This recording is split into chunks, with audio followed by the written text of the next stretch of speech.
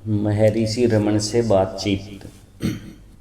एक साधक प्रश्न करता है कि साक्षात्कार के लिए गुरु की आवश्यकता है। महर्षि जी कहते हैं, साक्षात्कार होने में उपदेश, प्रवचन तथा ध्यान की अपेक्षा गुरु कृपा ही विशेष फलदात्री है। उपरोक्त साधन तो गौण सहायक हैं, आरंभिक एवं मुख्य कारण तो गुरु कृपा ही है। इसमें महर्षि जी ने बताया है कि उपदेश, प्रवचन और ध्यान से ज़्यादा गुरु की कृपा बहुत ज़रूरी है। अगर आप ध्यान लगाते हो, गुरु कृपा मुख्य है इन सब में, तभी आपको आत्म साक्षात्कार हो सकता है। आत्म साक्षात्कार में कौन सी बाधाएं रुकावट डालती हैं? महर्षि जी कहते हैं, बाधाएं तो मन की हैं, मन की आदतों की हैं, मन की वासनाओं की हैं। भक्त कहता है, मन की वासनाओं पर किस प्रकार विजय प्राप्त की जाए? महर्षि कहते हैं कि आत्म साक्षात्कार के द्वारा। भक्त कहते हैं, यह तो एक दुरूह चक्र हुआ। महर्षि कहते हैं, इन कठिनाइयों को अहम भाव, देह अभिमान उत्पन्न करता है, वह बाधाएं उत्पन्न करता है और फिर वह अवास्तविक विरोधाभासों से दुखी होता है। यह मालूम करो कि जिज्ञासाएं कौन करता है, तो आत्मा की अनुभूति हो जाएगी। अब महर्षि जी कहते हैं कि आप जो अपनी देह है ना, उसका जो भाव है, सब बाधाएं वही उत्पन्न करता है। अब अपने देह के भाव को आप सिमट कर आत्मा में अगर लगा दें तो आपको आत्मा की अनुभूति हो जाएगी। साक्षात्कार में किन से सहायता मिल सकती है? महर्षि कहते हैं, शास्त्रों तथा सद्पुरुषों द्वारा दी गई शिक्षाओं से, अर्थात शास्त्रों में जो कुछ लिखा है या सत्पुरुष जिन्होंने बताया है कि आत्म साक्षात्कार कैसे किया जाए, सत्पुरुषों को बोलते हैं जिन्होंने आत्म साक्षात्कार किया हो, उनकी शिक्षाओं के द्वारा हमें जल्दी ही आत्म साक्षात्कार हो सकता है। क्या ये शिक्षाएं चर्चा, प्रवचन तथा ध्यान भी हो सकती हैं? महर्षि जी कहते हैं, हाँ, किंतु ये सब तो गौण हैं, मुख्य तो केवल गुरु कृपा ही है। अब यहाँ में महर्षि जी ने बता दिया कि सबसे ज़्यादा जो महत्वपूर्ण है वो गुरु की कृपा ही है। भक्त, उसकी प्राप्ति में कितना समय लगता है?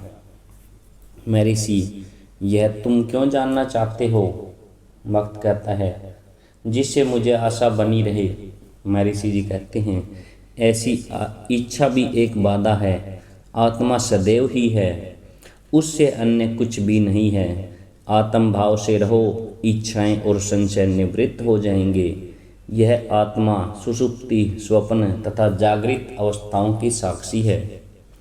अब महर्षि जी कहते हैं, अब कोई भी इच्छा मत करो, आशा मत बना के रखो, क्योंकि आत्मा हमेशा से ही है। अगर आप सजीव हो, अगर आप जीवित हो, तो इसका मतलब आप आत्मा हो, आपके अंदर आत्मा है। इसलिए आत्म भाव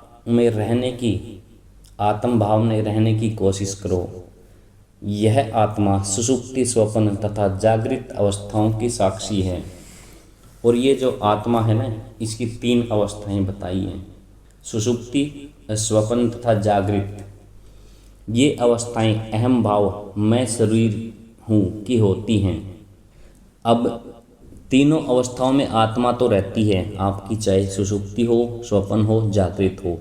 अब ये अवस्थाएं जो हैं, सुषुप्ति, स्वप्न और जागृत, तो शरीर की हो गई अवस्थाएं। आत्मा उस अहम भाव से परे है, आत्मा इन तीनों से परे है। क्या तुम निद्रा में नहीं थे? निद्रा में तुम थे, तब भी आत्मा थी। क्या उस समय तुम्हें यह भान था कि तुम सो रहे हो तथा संसार से अनभिज्ञ हो? जब आप सो रहे थे तब क्या तुम्हें पता था या संसार का पता था? नहीं पता था, क्योंकि उस समय आत्मा थी, लेकिन शरीर से जो भान होता है वो नहीं था आपको।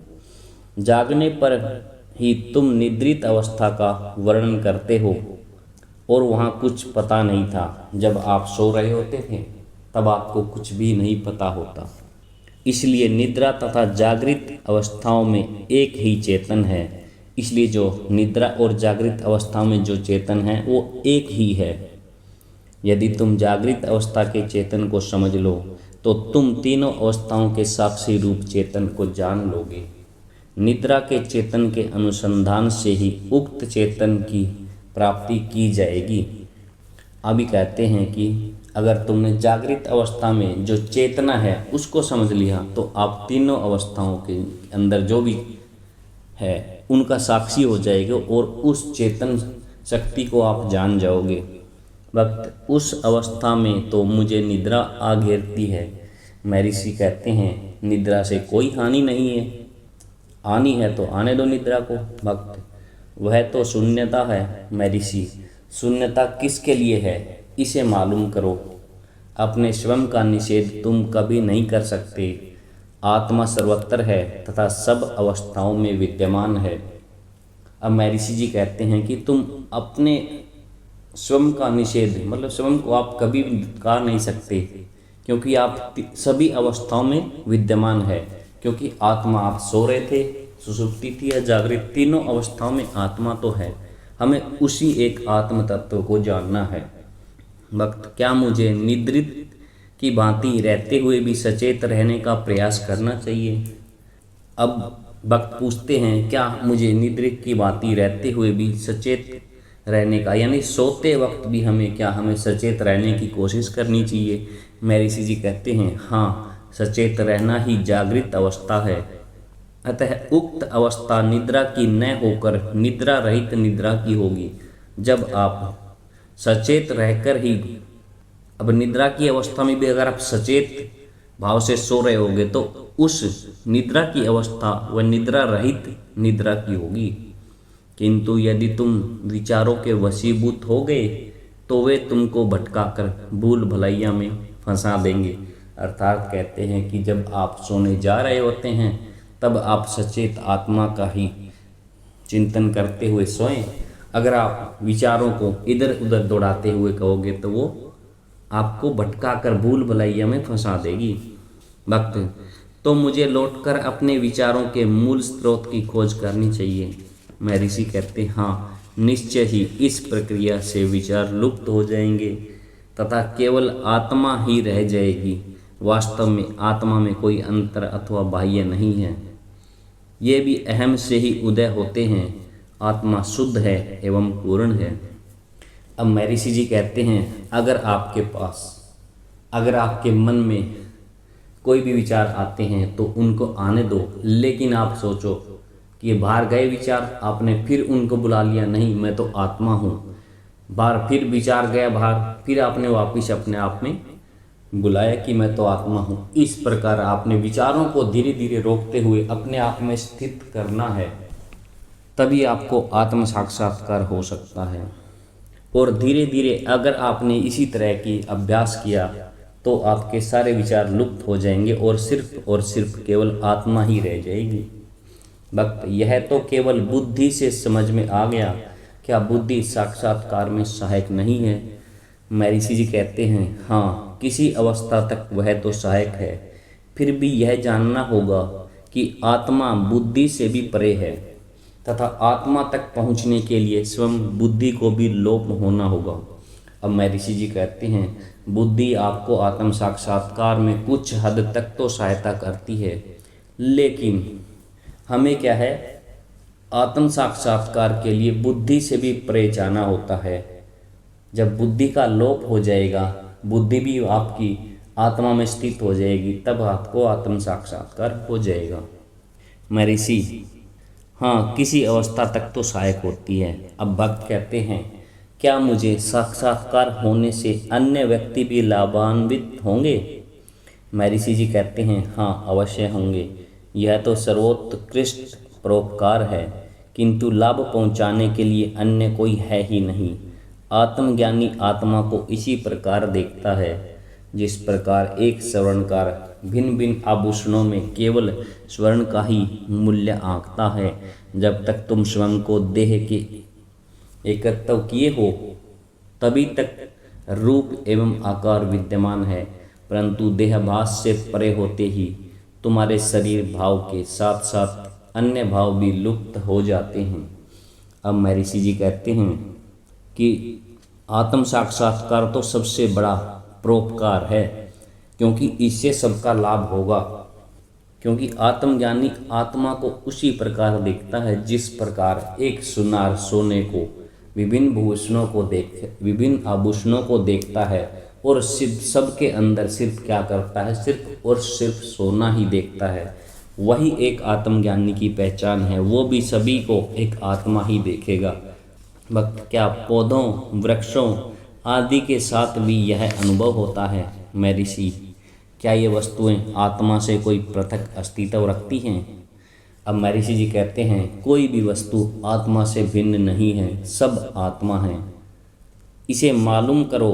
तुम्हारे मन में विचार उठता है कि तुम उन वस्तुओं को देखते हो, यह विचार आत्मा से ही उदय होता है।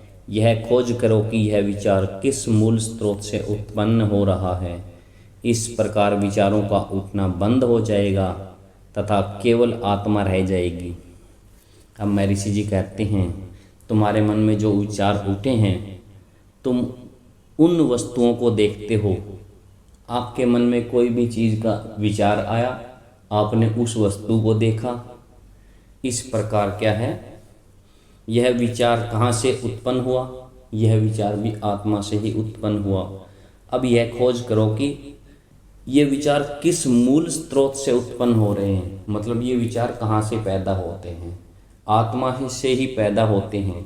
जैसे जैसे आप इस प्रकार से अभ्यास करोगे कि विचार, आपके मन में कोई विचार आया, आपने कुछ सोचा, उस वस्तु के बारे में सोचा, फिर आपने सोचा कि ये विचार कहाँ से उत्पन्न हुआ, फिर आप सोचोगे आत्मा से।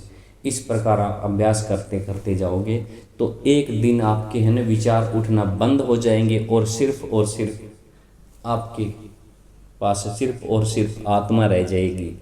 भक्त, मैं सिद्धांत रूप से ही समझ पाया हूँ, किंतु विचार प्रवाह तो चल ही रहा है महर्षि। हाँ, यह सब चलचित्र के खेल की भांति हैं।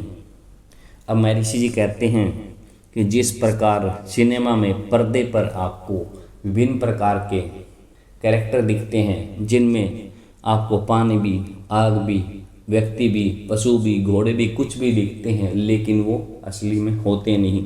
उसी प्रकार हमारी आत्मा का है कि हम देखते तो सब कुछ हैं, लेकिन हम उस मूल को नहीं जानते कि जो आत्मा है। आत्मा ने अहम को जन्म दिया है। अहम के साथ संकल्प उत्पन्न हुए हैं। ये संकल्प ही संसार, वृक्ष, पौधों के रूप में दृष्टिगोचर हो रहे हैं, जिनके संबंध में तुम जिज्ञासा कर रहे हो। अर्थात आत्मा से भिन्न यह सब कुछ नहीं है। यदि तुम आत्मा का साक्षात्कार कर लो तो तुम सब में उसे ही देखोगे। सदैव और सर्वत्र केवल आत्मा की ही सत्ता है, अन्य किसी भी वस्तु की नहीं। अर्थात जो भी इस संसार में जो भी अस्तित्व रख रहा है आपके लिए, वो सब आत्मा की ही वजह से है। अगर आत्मा ही नहीं है तो आपके लिए सब अस्तित्व शून्य है, कुछ नहीं होगा आपके लिए, सब जीरो हो जाएगा। भक्त, हाँ, केवल सिद्धांततः है तो मेरी समझ में आ गया, किंतु उत्तर निश्चय ही सरल, सुंदर तथा समझ में आने योग्य है महर्षि। मैं साक्षात्कार नहीं कर रहा, यह विचार भी बाधक है, वास्तव में केवल आत्मा है। अब महर्षि जी कहते हैं आपके मन में ऐसे विचार भी मत लाओ कि मैं आत्म साक्षात्कार नहीं कर रहा। ये विचार भी आपको है ना आत्म साक्षात्कार के मार्ग में है ना बाधा उत्पन्न करता है। इसलिए ऐसे विचारों को भी मत आने दो, और सिर्फ यही सोचो कि सिर्फ और सिर्फ आत्मा ही है।